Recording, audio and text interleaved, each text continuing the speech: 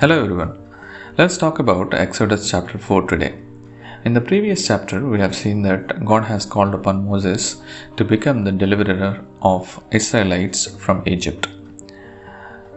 In this chapter, we are going to see the same narrative, however, how God has prepared Moses to achieve the same, and how did Moses get over his worries, and how he was able to convince the people to follow God.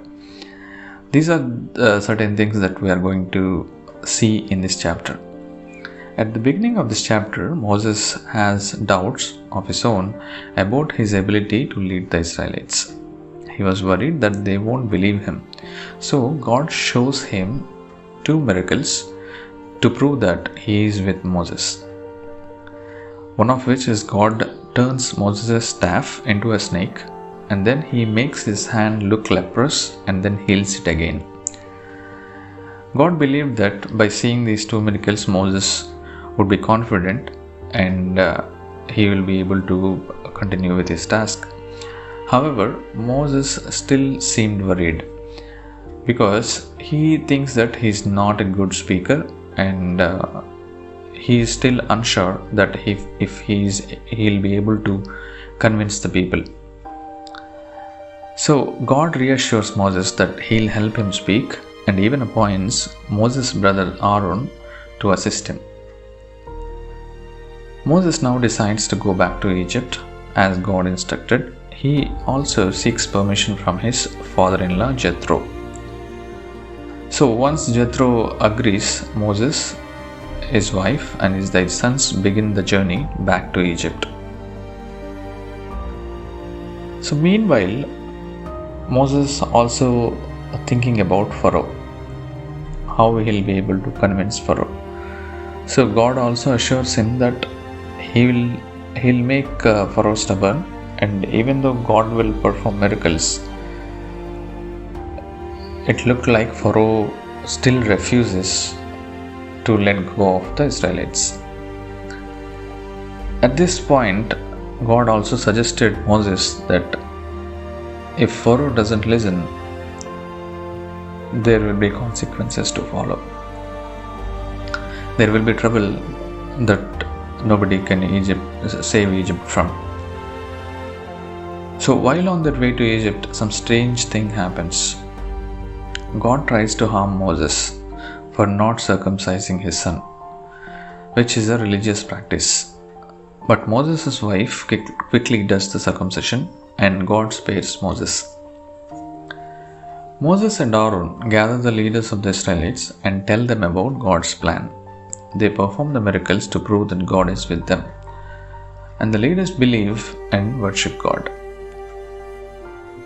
In this chapter, we see how Moses overcomes his doubts with God's help and starts his journey to free the Israelites from slavery in Egypt.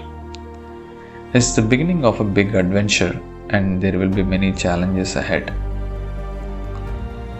In our lives, we see and we believe this is a God's calling. And everybody of us have doubts. So there are situations where God will be persistent. He wants us to do the same thing. And there are situations where He might not. So it is important for us to identify if this is a God's calling, or if it is the will of God, He wants us to do this or not. So from this chapter, what we can understand and what we can apply to our lives is that